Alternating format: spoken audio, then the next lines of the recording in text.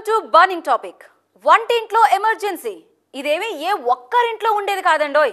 అందరి వంటింట్లో ఇప్పుడు ఎమర్జెన్సీ ఉంది. ఊహించని ఈ ఎమర్జెన్సీని ఉన్నోళ్ళు భరించగలరేమో కానీ లేనోడు మాత్రం భారం పెరిగిందని భయపడుతున్నాడు. అసలు ఎందుకు వచ్చింది తెలుసుకుందాం ఇవాల్టి బర్నింగ్ టాపిక్ లో హాట్ గా.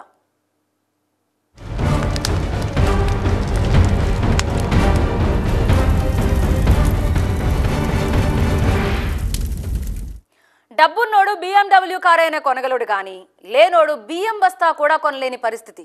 కొండెక్కిన పప్పులు, భగ్గుమంటున్న కూరగాయలు, మరుగుతున్న నూనెలు, ఇలా ధరల దరువుకు సామాన్యుడు అల్లాడిపోతున్నాడు. నోట్లోకి ముద్ద దిగాలంటే బోలెడు నోట్లు ఖర్చు పెట్టాల్సిన పరిస్థితుల్లో లబోదిబోమంటున్నాడు. రెక్కాడితే గాని డొక్కాడిని సామాన్య మధ్యతరగతి కుటుంబాలపై తీవ్ర ప్రభావాన్ని చూపిస్తోంది.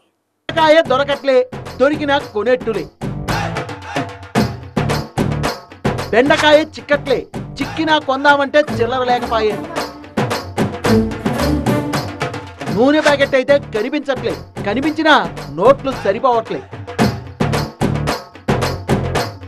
బియ్యం బస్తా అయితే మరింత బరువెక్కి సామాన్యుడి నడ్డి విరుస్తోంది. 60 రూపాయల పైన చెప్తున్నారండి. ఇవి చూడడానికే బాగాలేవు. ఇవి తీసుకపోతే ఆడలు ఒప్పుకోరు కదా. ఇవి కొనాలంటే చాలా కష్టంగా ఉంది. ఈ మధ్య కాలంలో ధరలు ఎలా పెరిగాయంటే పప్పులు కొనాలంటే అప్పులు చేయాలా అన్నంతలా, కూరగాయల సంచి నిండాలంటే జేబుకు గాయాలు చేసుకునేంతలా. 3000 సంచి మాత్రం నిండలే. అసలు నిండడం కాదు, అడుగు కూడా రాలేదు. ఒక్క మాటలో చెప్పాలంటే వంటింట్లో ఎమర్జెన్సీ విధించినట్టుగా మారింది సిచ్యువేషన్.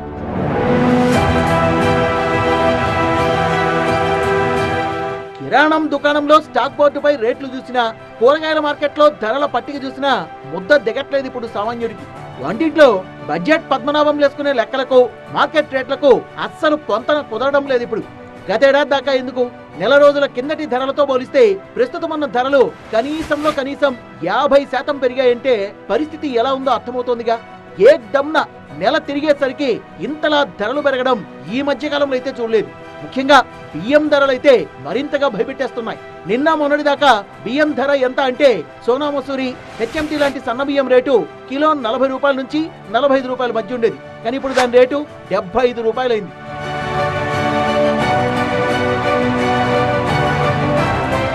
మూడు నెలల్లో ఏకంగా సన్న బియ్యం రేట్ అయితే క్వింటాల్కు 1000కి పైనే పెరిగింది. ఇంకా ధరలు పెరుగుతాయని వ్యాపారస్తులు చెప్తుండడంతో సామాన్యుల నెత్తి మీద గుదిబండ పడినట్లయింది. 3 నెలల క్రితం వరకు, ఆ తర్వాత ఇప్పటికీ ధరల్లో భారీ వ్యత్యాసం కనిపిస్తోంది. ఏకంగా క్వింటాల్కు 1000 నుంచి 1400 రూపాయల వరకు పెరిగింది. ఇప్పటి వరకు బీపీటీ రకం క్వింటాల్కు 4000 రూపాయలు ఉండగా ఇప్పుడు అది 5500 రూపాయలకు చేరింది. అదేవిధంగా జై శ్రీరామ్ క్వింటాల్కు 5300 ఉండగా ఇప్పుడు 7500 వరకు అమ్ముతున్నారు. HMT 5300 ఉండగా ఇప్పుడు 6400లకు చేరింది. దాదాపుగా క్వింటాల్కు 1400 రూపాయల వరకు ధర పెరిగిపోయింది. ఇంకా పెరిగే అవకాశం ఉందని రిటైల్ షాప్ ఓనర్లు చెప్తున్నారు. ప్రభుత్వం రేషన్ బియ్యాన్ని పంపిణీ చేస్తున్నా దాన్ని ఎవరూ సరిగ్గా తినడం లేదు. చాలా మంది దాదాపుగా సన్న బియ్యమే తింటున్నారు. ధరల నియంత్రణ కోసం ప్రభుత్వం చర్యలు తీసుకోవాలని వినియోగదారులు కోరుతున్నారు. దీంతో అటు వ్యాపారం గానీ ఇటు కొనుగోళ్లపై గానీ తీవ్రమైన ప్రభావాన్ని చూపిస్తోందనేది వ్యాపారుల పాయింట్. 60 రూపాయల పైన చెప్తున్నారండి. 60 రూపాయలు అంటే రోజుకే దగ్గర 1/2 కిలో పైన వస్తాయి. ఇవి కొనాలంటే చాలా కష్టంగా ఉంది. 40-45 రూపాయల రేంజ్లో కొనుక్కొని పోతున్నాం, కానీ అవి బాగుంటలేవు. అది ఎంత అంటే అన్ని అదే ధర ఉన్నాయి, ఎట్లా ఉన్నాయి మిగతా అంటే ఇవి చూడడానికే బాగాలేవు. ఇంటికి తీసుకుపోతే ఆడలు ఒప్పుకోరు కదా, మన కంటికే కనబడుతున్నాయి. ఈ విజయ మసూరి సన్న బియ్యం మాత్రం మంచిగా ఉన్నాయి, కానీ రేటు కూడా బాగుంది. ఎంత ఉంది ధర? 60-65 రూపాయలు చెప్తారు కిలో. ఇక మేము కొని తినలేక తప్పదు. చాలా ఘోరంగా పెరిగిన రేట్లు అయితే 66, 67, 70 దాకా మేము కొంటాం. బియ్యం ధరలు ఈ రేంజ్ లో సామాన్యుడిని బెంబేలెత్తిస్తుంటే మేమేం తక్కువ అన్నట్టుగా ఉంది పప్పు, నూనెలు, కూరగాయల పరిస్థితి. మామూలుగా అయితే నెల క్రితం వరకు కందిపప్పు ధర 120 నుంచి 140 రూపాయల మధ్య ఉండేది. మార్కెట్లో 190 నుంచి 220 రూపాయల పైమాటే. వంట నూనె అయితే నెల కిందట 120 నుంచి 130 రూపాయల మధ్య ఉండేది. ఇప్పుడు అది 180 రూపాయలు పలుకుతోంది. ఇక కూరగాయలు అయితే చికెన్ రేట్లతో పోటీ పడుతున్నాయి. టమాటా 30 రూపాయల నుంచి 40 రూపాయలు. చిక్కుడుకాయ అయితే ఆల్ టైమ్ హైకు చేరుకుంది. కిలో 80 రూపాయలు పలుకుతోంది. దొండకాయ కూడా కిలో 80 రూపాయలతో బెంబేలెత్తిచ్చేస్తోంది. బెండకాయ కిలో 80, పచ్చిమిర్చి కిలో 80, అల్లం 200, వెల్లుల్లి 300. ఇక ఆకుకూరలు కూడా 10 రూపాయలకు ఒక కట్ట మాత్రమే ఇస్తున్నారు. ఈ ధరలు ఏదో హోల్సేల్ మార్కెట్లలో, అదే చిల్లర దుకాణాలు, గల్లీ మార్కెట్లో అయితే ఇంకా అదనంగా బాధిస్తున్నారన్నమాట. ఆ బాధుడుకు మధ్యతరగతి జీవి అల్లాడిపోతున్నాడు. కూరగాయలు మాత్రం కొనడానికి చాలా ప్రాబ్లం అవుతుంది. అన్నీ ఉన్న రేటు కన్నా కూడా ఎక్కువనే ఉంటున్నాయి. అంటే ఈ పరిస్థితిని ఎన్ని రోజుల నుంచి మీరు గమనిస్తూ ఉన్నారు? ఇప్పుడు 2 months నుంచి ఇట్లాగానే ఉన్నాయి రేట్లు. అయితే ఒకటని కాదు, అన్నీ కూడా 80 మినిమం, 80కి తక్కువ అయితే లేవు. 3,000 కానీ సంచి మాత్రం నిండలే. అసలు అది నిండడం కాదు, అడుగు కూడా రాలేదు. కరివేపాకు ఏంటిది ఉసిరికాయ అంతే తీసుకున్నాం. అల్లం వెల్లుల్లి ఆడ మాత్రం 280 ఉంది, ఆడ మాత్రం అమ్మడం 300కి అమ్ముతున్నారు. విన్నారా ఓ సాధారణ మధ్యతరగతి గృహిణి మాటలు? 3,000 రూపాయలు పెడితే ఇదిగో ఈ సంచి సగానికి కూడా రాలేదు సరుకులు. ఓ ఆయిల్ ప్యాకెట్, పప్పులు, 2-3 రకాల కూరగాయలు, వీటికే 3,000 రూపాయలు అయిందంటే ఇక సంచి నిండుగా కావాలంటే ఎంత దండిగా నోట్లు కావాలి కదా.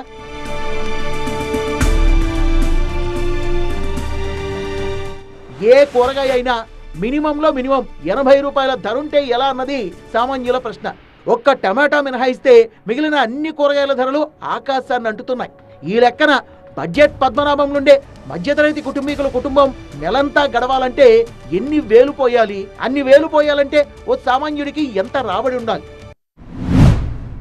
ధరలు ఇదివరకులాగా లేవు మేడం, అన్ని రేట్లు పెరిగిపోయి ఉన్నాయి ప్రస్తుతానికి. అటువైపు పండించేవాడు తినలేకపోతే కొనుక్కునే వాళ్ళు తినలేదు, మధ్యలో ఉన్న వాళ్ళు తినేస్తున్నారు బాగా. అమ్మడానికి వాళ్ళకి ప్రాఫిట్లు ఉండట్లా. వాళ్ళు ఏంటంటే వాళ్ళ రేట్లు పెరిగిపోయి వాళ్ళ పెట్టుబడులు వాళ్ళు చూసుకుంటారు, అవతల మధ్యలో ఉండేవాళ్ళు బాగా తినేస్తున్నారు. మేము కొనుక్కోవడానికి వచ్చినప్పుడు గతకి ఇప్పటికీ పోలిస్తే 30% మ్యాక్సిమం రేట్లు పెరిగాయి అన్ని విషయాల్లో, అన్ని సరుకుల విషయాల్లో. ఈ ధరలన్నింటికి తోడు గ్యాస్ సిలిండర్. ఇప్పుడు గ్యాస్ బండ ధర 1000 రూపాయలు ఉంది. ఇలా వంట నూనెల దగ్గర నుంచి సబ్బుల వరకు మనం రోజువారీ ఉపయోగించే సరుకులు ఏవైనా సరే వాటి ధరలు కొండెక్కి కూర్చుంటున్నాయి. ఇవన్నీ వేగంగా పెరగడమే కాదు, మునుపెన్నడూ చూడని స్థాయికి చేరిపోతున్నాయి.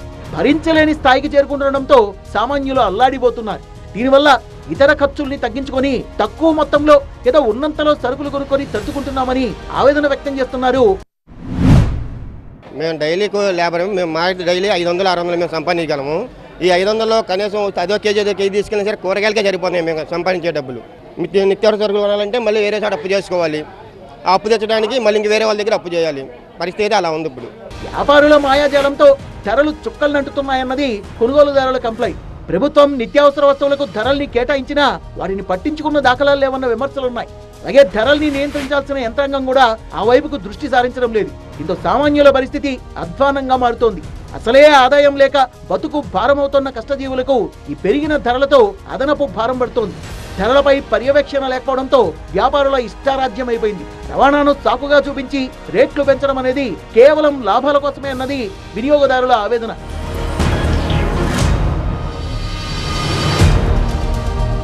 ప్రస్తుతం మార్కెట్లో అందుబాటులో ఉన్న నిత్యావసర వస్తువులన్నీ కూడా ఎక్కువ శాతం పాతవే.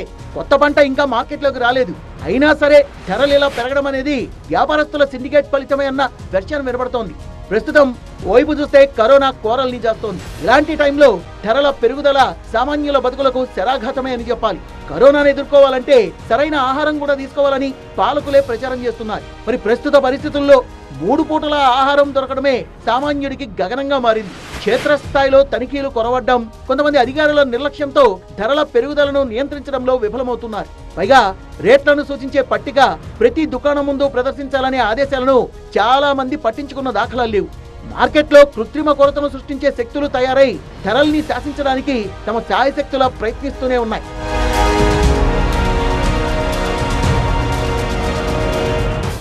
ఏడాదే కాదు, ప్రతి ఏటా ఇదే పరిస్థితి. ఓసారి టమాటా ఠారెత్తిస్తే ఇంకోసారి ఉల్లి కన్నీరు పెట్టిస్తుంటుంది. ఇంకోసారి అయితే వంట నూనెలు బెంబెలెత్తిస్తుంటాయి. ఇప్పుడు ఇలా బియ్యం ధరలు భయపెట్టే పరిస్థితి ఏర్పడింది. ఏడాది యుక్రెయిన్ యుద్ధం కారణంగా ధరలు పెరిగి సామాన్యుల జేబు చెమురు వదిలించింది. గతంలో లారీల సమ్మెలు నిత్యావసరాల రేట్లపై ప్రభావం చూపించాయి. ఇలా ఏదో కారణంతో ప్రతి ఏటా సామాన్యుడు పెరిగిన ధరల్ని భరించాల్సి వస్తోంది. నిత్యావసర సరుకుల ధరల్ని నియంత్రణలో ఉంచడంలో ఆయా డిపార్ట్మెంట్లు విఫలమవుతున్నాయి. విజిలెన్స్ అధికారులు స్పందించి అధిక రేట్లకు విక్రయించే డీలర్లపై, కిరాణా షాపుల యజమానులపై చర్యలు తీసుకోవాలని కోరుతున్నాడు సామాన్యుడు. ఊపర్ షేర్వాణి అందర్ పరేషాని, ఇది మధ్యతరగతి జీవనం. అసలే చాలని బతుకులు, దానికి పెరిగిన ధరలు ఎందుకిలా? ప్రతి ఏటా పెరిగే ధరల చింతే అంటారా? కావచ్చు, కానీ దానికి ఒక కారణం ఉండాలి కదా. అవేమీ లేకుండానే ఉత్తుత్తు కొరతను చూపించి ఉత్పత్తి లేదని నమ్మించి పేదల ఉసురు తీసే అండర్ గ్రౌండింగ్ టింకరింగ్ ఏమైనా జరుగుతోందా? సమస్యలు ఉండొచ్చు, కానీ ఈ తీరుగన అది కూడా ఏకదం రేట్లు ఎందుకు పెరుగుతాయి?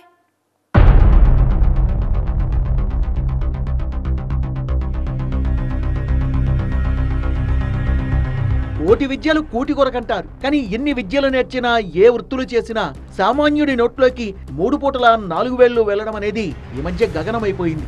ఆ వచ్చే అరాకొరా జీతం సంపాదనంతా పిల్లల చదువులు, ఇంటి బాడుగలు, నిత్యావసర ఖర్చులు, జబ్బు చేసే రోగాలకు ఇలా అంతా ఖర్చు పెట్టేసి నెల చివర్లో మళ్ళీ 1వ తేదీ ఎప్పుడొస్తుందా, జీతం ఎప్పుడెప్పుడు పడుతుందా అంటూ ఎదురు చూసే సగటు జీవితాలు మనవి. అలాంటిది ధరలు ఇలా అమాంతం పెరిగిపోతే మధ్యతరగతి జీవితాలు ఎలా అంటూ ఆవేదన వ్యక్తం చేస్తున్నారు. మన దేశ జనాభా 140 కోట్ల మంది అయితే అందులో ట్యాక్స్ పేయర్లు ఎంతమందో తెలుసా? మహా అయితే 2 కోట్ల లోపు. అంటే మిగిలిన ఆ 138 కోట్ల మంది ఆదాయం ఏ తీరుగా ఉందో అర్థం చేసుకోండి. అసలు మధ్యతరగతి జీవికి ప్రధాన ఆదాయం జీతం మాత్రమే. జీతం రాగానే పాలు, పెరుగు, పేపరు, కరెంటు, ఫోను, ఇంటి అద్దె, వెహికల్ లోన్లుంటే ఈఎంఐలు, పిల్లల చదువులు వగైరా వగైరా వీటన్నింటికే తడిసి మోపడైపోద్ది. అసలు మధ్యతరగతి జీవితాలకు వచ్చే జీతం మాక్సిమం 15,000 నుంచి 25,000 లోపు ఉంటుంది. ఈ సంపాదనతోనే కుటుంబాన్ని పోషించుకుంటూ రావాలి. వస్తలేదు, పెట్రోల్ బంద్ అయిపోయింది అని నిన్న మొత్తం పెట్రోల్ కోసమే మధ్యాహ్నం నుంచి రాత్రి వరకు కూడా పెట్రోల్ బంకులు ఏమైనా తిరిగినాం. నో స్టాక్ అనే పెట్రోల్ ఉన్నది. సరే అయిపోయిందని ఇవాళ పొద్దున కూరగాయల మార్కెట్ వస్తే ఉన్నది. కూరగాయలు 60 రూపాయల కిలో, 100 రూపాయల కిలో ఉన్నది. సామాన్య ప్రజలు కొనుక్కొని తినే పరిస్థితి కూడా లేదు. ఏ కూరగాయలు చూసినా మినిమం 60 రూపాయల కిలో, ఇంకా కొద్దిగా పోతే 100 రూపాయల కిలో ఉన్నాయి తప్ప అన్ని కూరగాయల ధరలు బాగా మండిపోయినాయి. సొంత గూడు ఉన్న వాళ్ళకైతే కాస్త ఉపశమనం ఉంటుందేమో కానీ ఇల్లు లేని వాళ్ళైతే సంపాదనలో కనీసం ఇంటి బాడుకే 5,000 నుంచి 7,000 వరకు వెచ్చించాల్సి ఉంటుంది. కరెంటు, పాలు, డిష్ బిల్లులు ఇవన్నీ కలిపి మరో 2,000, గ్యాస్కు ఇంకో 1,000, పిల్లల చదువులు, ఆటో ఖర్చులు, పెట్రోల్ ఖర్చులు, ఈ ఇతరత్రాలు కనీసం 8,000 ఉంటాయి. నిత్యావసర వస్తువులైన బియ్యం, కందిపప్పు, చింతపండు, కొబ్బరి, నూనె, పప్పు దినుసులు ఇవన్నీ తెచ్చుకోవాలంటే కనీసం ఓ 4-5 వేలకు పైగానే ఖర్చు అవుతుంది. ప్రతిరోజు కూరగాయలకు ఓ 200 రూపాయలు కావాల్సి వచ్చేది. కానీ ఇప్పుడు ధరల్ని బట్టి చూస్తే కూరగాయలకే నెలకు 6,000 రూపాయల దాకా ఖర్చు చేయాల్సి ఉంటుంది. అంటే మొత్తం సంపాదనలో ఒక్క రూపాయి కూడా మిగిలే పరిస్థితి లేదు. ఇంట్లో ఎవరికైనా ఆరోగ్యం బాగాలేకపోతే ఆసుపత్రి ఖర్చుల కోసం అప్పులు చేయాలి. ఇంకేదైనా క్రిటికల్ పరిస్థితి వచ్చిందంటే ఆ దేవుడే దిక్కు. అంటే సగం నెల గడవగానే అప్పో రామచంద్ర అంటూ పరుగులు పెట్టాల్సిన పరిస్థితి. ఆదాయానికి ఖర్చులకు మధ్య ఎప్పటికీ పొత్తు కుదరదు. అమ్మాయి పెళ్లిగా నాకు కుదిరిందంటే ఆస్తులు, పుస్తెలు అన్నీ అమ్మి చేసిన తర్వాత పస్తులు పడుకోవాల్సిన దుస్థితి. ఇలాంటి మధ్యతరగతి బతుకులకు ఇలా ఎడాపెడా ధరలు పెరిగితే ఎలా బాబోయ్ అంటూ ఆవేదన వ్యక్తం చేస్తున్నారంతా. ఎక్కడో యుద్ధం జరిగితే ఇక్కడ ధరలు పెరగడం, ఎవరో సమ్మె చేస్తే మన దగ్గర పెట్రోల్ తాట తీయడం, ఎక్కడో వానలు వరదలు వస్తే మన దగ్గర కూరగాయల ధరలకు రెక్కలు రావడం, ఇవేవి మన సామాన్యుల బుర్రలకు అర్థం కావు. వాళ్ళకి తెలిసిందల్లా నెల గడిచిందంటే చాలు, ఆ నెల గడవడానికి తగినంత ఆదాయం ఉంటే చాలు, బతుకుబండిని ఎలాగోలా లాగించేద్దామన్న మైండ్ సెట్తోనే సెట్ చేయబడ్డాడు మన మధ్యతరగతి జీవి. ఈ డబ్బు చలామణి పెరిగి అంతర్జాతీయంగా కమోడిటీల ధరలు పెరిగినాయి. కమోడిటీలు అంటే మనం వాడే నిత్యావసరాలు కూడా కమోడిటీల్లో భాగమే. వ్యవసాయ ఉత్పత్తుల ధరలు భారీగా ప్రపంచవ్యాప్తంగా, మెటల్స్ ధరలు కూడా పెరిగినాయి, సరుకుల ధరలన్నీ పెరిగిపోయినాయి ప్రపంచవ్యాప్తంగా. ఆ ప్రభావం భారతదేశ ఆర్థిక వ్యవస్థ మీద కూడా, భారతదేశంలో ధరల పెరుగుదల మీద ఉంది. ఈ యుక్రెయిన్ రష్యా యుద్ధం అది కూడా తీవ్ర ప్రభావాన్ని చూపించింది ప్రపంచంలో ధరల మీద. దానిలో ముఖ్యంగా ఏంటంటే యుక్రెయిన్ రష్యా ఇక్కడి నుంచి వంట నూనెలు ఒకటి భారీ ఎత్తున అక్కడి నుంచి, అలాగే ఎరువులు ఎగుమతి అవుతుంటాయి. రష్యా నుంచేమో చమురు ఎగుమతి అవుద్ది. గోధుమలు, ఈ 2 దేశాలు గోధుమల ఎగుమతికి ప్రపంచంలో గోధుమల అవసరాల్లో 30% ఈ 2 దేశాలు కలిపి తీరుస్తున్నాయి, యుక్రెయిన్ కానీ రష్యా కానీ. బియ్యం ధరలు ఈ తీరుగా పెరగడానికి రీజన్స్ చూస్తే ప్రతికూల వాతావరణం, దిగుబడి సరిగ్గా లేకపోవడం, అంతేకాకుండా సన్న రకం వరిని సాగు చేయడం తగ్గించడంతో ధరల పెరుగుదలకు కారణాలుగా మారాయి. స్థానిక రైతులు సన్న రకం వరిని సాగు చేయడం తగ్గించారు. దొడ్డు వరికి, సన్న వరికి మద్దతు ధర విషయంలో పెద్దగా తేడా లేదు. అలాగే సన్నవరి సాగు చేస్తే పెట్టుబడి ఎక్కువగా పెట్టాలి. అంతేకాదు రకరకాల పురుగులు దాడి చేస్తాయి. దీంతో ఎక్కువగా మందుల ఖర్చు కూడా ఉంటుంది. పంట దిగుబడి టైంకు భారీగా పెట్టుబడి పెట్టాల్సి రావడం సన్నవరి సాగు తగ్గడానికి కారణాలుగా చెప్తున్నారు. గత 3 నెలల క్రితం 50 రూపాయల లోపు ఉండే బియ్యం ఇప్పుడు ఒక 5-6 రూపాయలు పెరిగినాయండి. మన తుఫాను అప్పటి నుంచి పెరుగుతూ వచ్చినాయి. తెనాలి, గుంటూరు జిల్లా ఏరియాలో అప్పుడు పంట వచ్చేది అంతా తుఫాను మూలంగా మొత్తం పోయింది. ఇప్పుడు మళ్ళీ కొత్త పంటలు కొంచెం లేటుగా వచ్చే ఏరియా నెల్లూరు సైడు కానీ ఇటు బయట వేరే ఏరియాల నుంచి వచ్చే ధాన్యాలు ఇప్పుడు వస్తున్నాయి. ఇది 15 రోజులు బట్టి కొంచెం ధాన్యం రేట్లు తగ్గినాయి. ధాన్యమే 1600, 1700 ఉన్న కొత్త ధాన్యం 2200, 2100 దాకా అయిందని అన్నారు మిల్లర్స్. దాన్ని బట్టి కేజీకి 7-8 రూపాయలు, 6-7 రూపాయలు అలా పెంచారు. ఇప్పుడు మళ్ళీ ₹1, ₹2 కేజీకి తగ్గుతూ వస్తున్నాయి.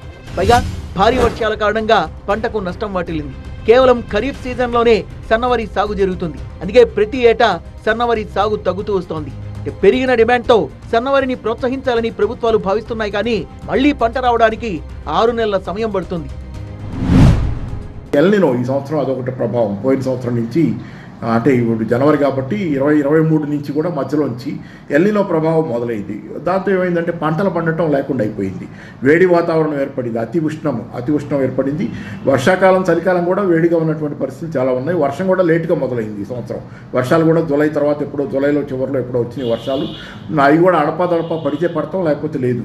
కాబట్టి ఏంటంటే నాట్లు తగ్గటం దగ్గర నుంచి పంట చేతికి రావటం కూడా తగ్గిపోయింది. దాంతో ఏంటంటే ఉత్పత్తి తగ్గటంతో ధరలు పెరిగే అవకాశం, ప్రమాదం కూడా మళ్ళీ పెరిగింది ఎల్నినో. మరి అప్పటిదాకా ఈ పెరిగిన ధరలతో సామాన్యుడు విలవిల్లాడాల్సిందేనా అంటున్నారు వినియోగదారులు. 2 రాష్ట్రాల్లో కూడా వర్షాభావం ప్రభావంతో తక్కువగా సాగు చేయడం, వరిపై పెద్దగా లాభాలు రాకపోవడంతో రైతులు వరి వైపు మొగ్గు చూపడం లేదు. దీంతో సన్నబియ్యం డిమాండ్కు సరిపడా ఉత్పత్తి ఉండడం లేదు. పైగా తెలుగు రాష్ట్రాల్లో ఉత్పత్తి అవుతున్న సన్న రకం బియ్యానికి మహారాష్ట్ర, కర్ణాటక, తమిళనాడుల్లో విపరీతమైన డిమాండ్ ఉండడం వ్యాపారులు పెద్ద మొత్తంలో సొమ్ము చేసుకునేందుకు పక్క రాష్ట్రాలకు ఎగుమతి చేస్తున్నారు. దీంతో బియ్యం ధరలు అమాంతం పెరుగుతున్నాయి. ముందు అల్లం ఎల్లిగడ్డ 120 ఉండే, ఇప్పుడు 230 అయింది. మళ్ళీ బియ్యం రేటు కూడా చాలా రేరుగా పెరిగింది. బాగా బియ్యం రేటు చాలా వరకే పెరిగింది. ఇప్పుడు అంటే సామాన్య ప్రజలు చాలా ఇబ్బందులు పడతారు. కందిపప్పు, పెసరపప్పు అది కూడా చాలా రేటే పెరిగింది. కూరగాయల ధరలు పెరగడానికి కారణం వాతావరణ పరిస్థితులే అన్నది వ్యాపారస్తుల నుంచి వినిపిస్తున్న రీజన్. మంచు ప్రభావం వల్ల కొన్ని కూరగాయలు మొక్క దశలోనే అంతమైపోవడంతో ఉత్పత్తి దిగుబడి గణనీయంగా తగ్గిందని చెప్తున్నారు. మరోవైపు బ్లాక్ మార్కెట్ దందా కూడా రేట్ల పెరుగుదలకు కారణంగా కనిపిస్తోంది. ఆలుగడ్డ లాంటివి ప్రతిరోజు రావాల్సిన సరుకు కంటే సగానికి సగం మాత్రమే వస్తోందని, ఇదంతా కూడా దళారుల సిండికేట్ మాయాజాలమన్న అభిప్రాయం వ్యక్తమవుతోంది. ఇప్పుడు డీజిల్, పెట్రోల్ వీటి వల్ల రావాల్సిన బండ్లు టైంకి రాకపోవడము, అట్లాగనే ఇక్కడ తీసుకుపోవచ్చినటువంటి ఆటోలు కూడా వాళ్ళు కూడా రాత్రి ఉన్నటువంటి ఎఫెక్ట్ వల్ల వాళ్ళకి పెట్రోల్ కానీ డీజిల్ కానీ దొరకపోవడం వల్ల దానివల్ల చాలా ఎఫెక్ట్ ఉంది. మార్కెట్లో సరుకులు ఇవ్వడానికి కారణం మెయిన్ ఇంపార్టెంట్ అంటే డీజిల్, పెట్రోల్ వల్లనే. మరోవైపు కేంద్రం తీసుకొచ్చిన హిట్ అండ్ రన్ కేసు చట్టం కూడా ఒక కారణంగా చెప్తున్నారు. చట్టంపై తీవ్ర వ్యతిరేకతను వ్యక్తం చేస్తూ ప్రైవేట్ వాహనాల డ్రైవర్లు గత 2-3 రోజుల నుంచి నిరసన ప్రదర్శనలు చేస్తున్నారు. దీంతో రవాణా తగ్గి సమయానికి రావాల్సిన నిత్యావసరాలు రావట్లేదంటున్నారు వ్యాపారులు. సరుకు లేక ఉన్న కొద్దిపాటి నిత్యావసరాలకు విపరీతంగా డిమాండ్ పెరగడంతో ధరలకు రెక్కలొచ్చాయన్న అభిప్రాయం వ్యాపారుల నుంచి వినిపిస్తోంది. అయితే చూడాలి, పెరిగిన ఈ ధరల్ని అదుపు చేసేందుకు ప్రభుత్వాలు ఏవైనా చర్యలు తీసుకుంటాయా లేదా అన్నది.